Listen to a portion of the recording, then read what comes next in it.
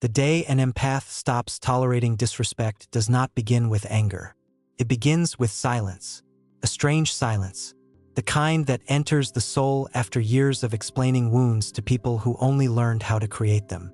Something changes in the nervous system. The body no longer trembles to keep the peace. The smile no longer appears automatically. Even Carl Jung once hinted that what we do not confront inside ourselves eventually appears outside as fate.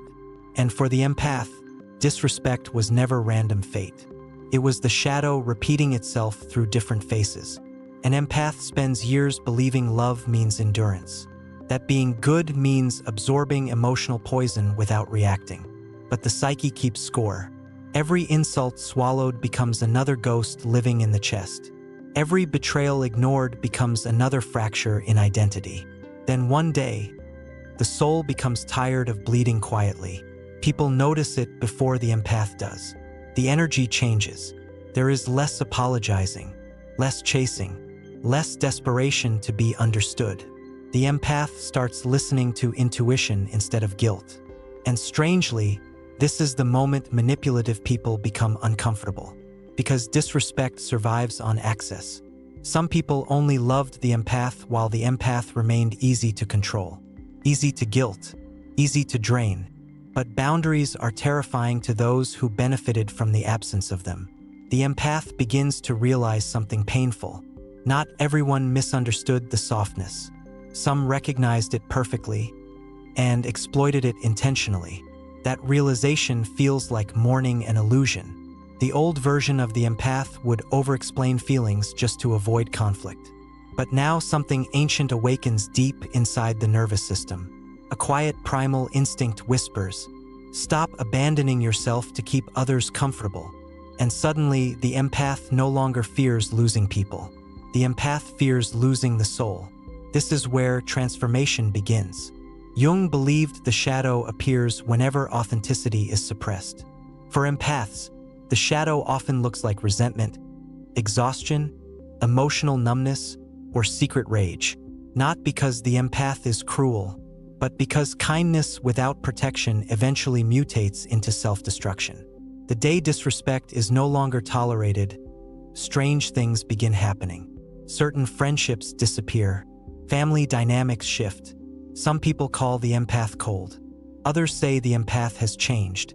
But what they truly mean is this: the version of you that tolerated pain no longer exists, and that threatens them. The empath starts noticing how often energy was traded for crumbs of validation. How many conversations were one-sided rituals of emotional labor. How often intuition screamed while politeness forced silence. The body remembers every ignored red flag. That is why peace suddenly feels addictive. The empath no longer wants chaotic love, no longer romanticizes emotional suffering, no longer confuses intensity with connection. There is a sacred loneliness that arrives after awakening. Not empty loneliness, clean loneliness. The kind where the nervous system finally stops preparing for emotional attack. And in that silence, the empath hears the inner voice clearly for the first time. Not everyone deserves access to your softness. Not everyone deserves explanations. Not everyone deserves another chance after repeatedly teaching who they are. The empath finally understands something hidden for years. Forgiveness does not require continued access. That truth changes everything. People who once ignored boundaries suddenly panic when boundaries become real. Because the empath was never weak. The empath was simply trained to feel guilty for having power. But emotional power is dangerous when awakened consciously. An empath who heals becomes impossible to manipulate. The old hooks stop working. Fear stops working. Silent treatment stops working. Even guilt begins losing its grip. And that is when the empath becomes truly free. Not loud, not cruel, not revengeful, just unavailable for disrespect. The strange part is, the empath does not become harder. The heart remains soft. The difference is that softness is no longer placed into the hands of people who enjoy breaking things. The healed empath still loves deeply, still feels intensely, still notices pain hidden inside others. But now there is discernment. Now there is sacred distance. Now there is self-respect standing guard at the door of the soul. And that changes destiny itself. Because the universe responds differently to people who stop betraying themselves. The day an empath stops tolerating disrespect is the day life finally stops feeling like survival. It becomes something else entirely. A return, a remembering, a homecoming to the self that existed before the world convinced the empath that suffering was the price of love. After the empath stops tolerating disrespect, another phase begins. The dangerous phase. The phase where the empath starts seeing clearly. And clarity can feel brutal after years of emotional fog. The empath begins remembering conversations differently. Old moments replay in the mind with terrifying precision. Certain jokes no longer feel harmless. Certain apologies suddenly sound manipulative. The soul starts translating what the heart once tried to excuse. That realization can break something inside. Because empaths rarely grieve only people. They grieve potential. They grieve imagined futures. They grieve the version of someone that existed only in hope. And hope is a beautiful liar. The empath once believed patience could heal broken dynamics. Believed enough understanding could soften cruelty. Believed love could reach people emotionally unavailable to themselves. But some people do not want healing. They want access. There is a difference. The empath starts noticing how certain individuals only appeared during moments of vulnerability. How they fed on emotional openness while offering little in return. Jung spoke about unconscious patterns controlling human behavior, and suddenly the empath sees it everywhere. The same wounded archetypes wearing different faces. The same lessons repeating until self-respect finally interrupts the cycle. This awakening creates distance. Not physical distance at first. Energetic distance. The empath no longer rushes to answer every message. No longer feels responsible for everyone's emotional storms. No longer sacrifices sleep to rescue people drowning in problems they refuse to solve. And guilt appears immediately, because the empath was conditioned to associate exhaustion with worthiness. Rest feels selfish at first. Boundaries feel cruel at first. Silence feels unnatural at first. But slowly, the nervous system begins recovering from years of hypervigilance. The empath notices how peaceful mornings can feel without chaos attached to them. How light the chest becomes when manipulation is no longer invited into sacred spaces. Then comes the loneliness nobody talks about. Not everyone survives the empath's awakening. Some relationships disappear quietly. Others explode dramatically. People who benefited from emotional access rarely leave gracefully. They provoke. They guilt-trip. They accuse the empath of changing. And they are right. The empath did change. The old version tolerated emotional crumbs because abandonment felt more frightening than disrespect. But healing rearranges fear itself. Now the empath fears self-betrayal more than loneliness. That changes every relationship. The empath begins attracting different conversations, different energies, different people. Connections start feeling calmer instead of addictive, safer instead of intoxicating. At first, calmness feels suspicious. The empath was trained by chaos to mistake instability for passion, to mistake emotional unpredictability for depth. But real connection does not leave the nervous system in survival mode. Real love does not punish sensitivity. And slowly, another truth emerges. The empath was never too sensitive. The empath was surrounded by people uncomfortable with emotional honesty. There is power in realizing this. For years, the empath minimized intuition to protect others from discomfort, ignored internal alarms, doubted instinct, overrode the body's wisdom with endless empathy. But intuition is sacred intelligence. The soul whispers long before suffering screams. That is why healed empaths become difficult to deceive. The body recognizes energetic inconsistency faster now. The smile may appear kind, but the eyes notice everything. And strangely, the empath becomes quieter. Not weaker, quieter. No more desperate explaining. No more begging to be understood. No more performing emotional labor for people committed to misunderstanding. There is dignity in emotional withdrawal. The empath begins understanding that closure rarely arrives through conversations. Closure arrives through awareness, through seeing patterns without needing further proof. That awareness becomes freedom. Even anger changes form. At first, healing awakens rage. Years of suppressed pain rise to the surface like fire finally touching oxygen.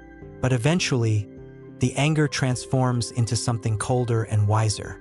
Detachment, not numbness. Discernment. The empath no longer needs revenge because distance becomes enough. Access itself becomes earned.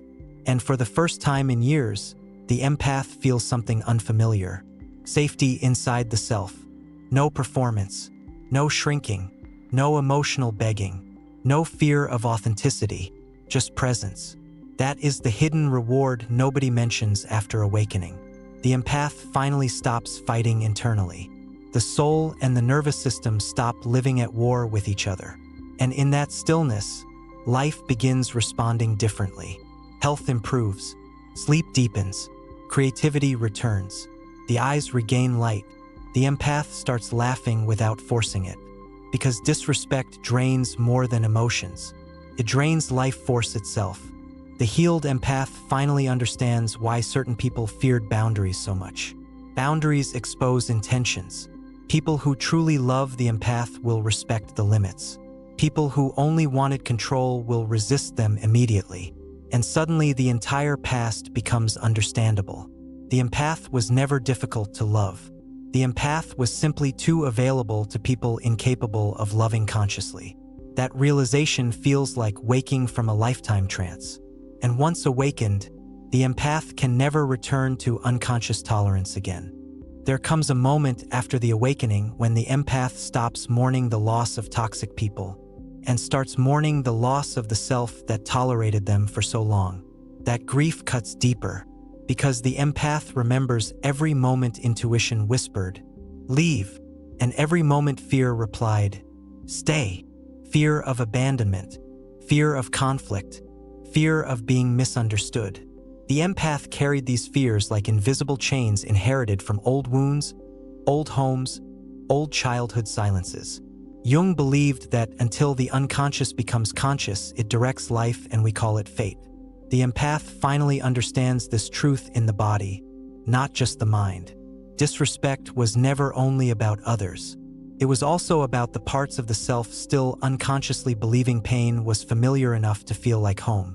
And that realization changes the entire inner world. The empath begins noticing how childhood shaped adult tolerance, how love once felt conditional, how peace once depended on staying emotionally small, how survival required reading moods, predicting tension, calming storms before they exploded. That hyper-awareness became a gift later in life, but also a prison, because the empath learned to sense everyone except the self. Now the healing turns inward. The empath starts asking dangerous questions. Why was I taught to apologize for having needs? Why did guilt appear every time I protected my energy? Why did I confuse emotional exhaustion with love? The answers do not arrive loudly. They arrive quietly, during sleepless nights and silent mornings, during moments where the soul finally has room to speak without interruption. And what the soul says is unsettling. You were abandoning yourself before others abandoned you. That truth shakes something ancient loose. For years, the empath believed boundaries would push people away. But the opposite begins happening. Healthy people come closer. Emotionally mature souls feel safer around honesty. Only manipulators fear clear limits. The empath starts experiencing relationships without performance for the first time. No shape-shifting, no emotional masking, no desperate effort to remain lovable. And suddenly connection feels different, calmer, cleaner, almost unfamiliar, because chaos once felt like chemistry. The empath remembers how addictive inconsistency used to be, how intermittent affection created emotional obsession, how the nervous system confused unpredictability with passion. But trauma bonding is not love. It is emotional survival wearing the costume of destiny. The healed empath sees this now. That is why the old dynamics stop working. Love bombing no longer hypnotizes the heart. Manipulative silence no longer creates panic. Breadcrumb attention no longer feels intoxicating. The empath becomes emotionally sober, and sobriety changes everything. Some people disappear once they realize guilt can no longer control the empath. Others become strangely angry. They accuse the empath of becoming selfish, cold, arrogant. But boundaries always offend people who benefited from access without accountability. The empath no longer argues with misunderstanding. That is another transformation. Not every accusation deserves defense. Not every distorted story deserves correction. Sometimes silence protects the soul more than explanation ever could. This is where true power begins emerging. Not dominance, not superiority, inner authority. The empath begins trusting inner signals again. The body relaxes around safe people and tightens around hidden danger. Energy becomes language. Intuition becomes compass. And life starts rearranging itself accordingly. The empath outgrows entire environments. Certain conversations begin feeling heavy. Certain spaces begin feeling energetically polluted. Even entertainment that glorifies emotional chaos loses attraction. Because healing sharpens sensitivity instead of erasing it. That is the irony nobody expects. The empath does not become less emotional after awakening. The empath becomes more discerning about where emotions are invested. Attention becomes sacred currency. And slowly, a strange peace enters life. Not perfect peace, not permanent happiness, but grounded peace. The kind that comes from no longer betraying intuition daily. The empath starts enjoying solitude instead of fearing it. Walks become medicine. Silence becomes nourishment. Stillness becomes safer than unpredictable company. And within that solitude, identity returns.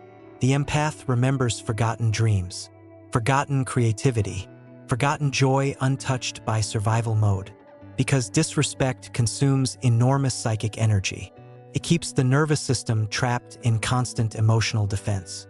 Healing releases that trapped energy back into life itself.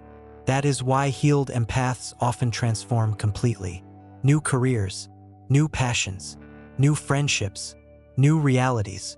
The old self could not access those timelines while chained to emotional disrespect. And eventually, the empath stops asking, "Why did they hurt me?" A deeper question appears instead. Why did I believe I deserved less than peace? That question opens the final door. The empath realizes self-worth was never supposed to be negotiated through suffering. Love was never meant to require self-erasure. Compassion was never meant to include abandoning the soul. And then comes the final transformation. The empath no longer needs everyone to understand the journey. No longer needs validation for boundaries. No longer fears being called distant, because distance saved the soul. The healed empath becomes almost unrecognizable to the past version. The eyes soften, yet see through masks instantly. The heart opens, yet no longer bleeds for people committed to harming it. The spirit remains compassionate, yet refuses to carry emotional responsibility for those unwilling to heal themselves. This balance feels sacred. Jung once wrote that the privilege of a lifetime is becoming who you truly are. For the empath, this becomes the deepest revelation of all. Healing was never about becoming harder. It was about becoming whole. And the day an empath stops tolerating disrespect is not the end of sensitivity. It is the end of self-abandonment. It is the moment the soul finally says, "I will no longer participate in my own diminishing." From that day forward, life changes quietly. The empath laughs more genuinely, sleeps more peacefully, chooses more carefully, loves more consciously, not because pain disappeared from the world, but because the empath finally stopped inviting pain to sit at the center of the heart and call itself love.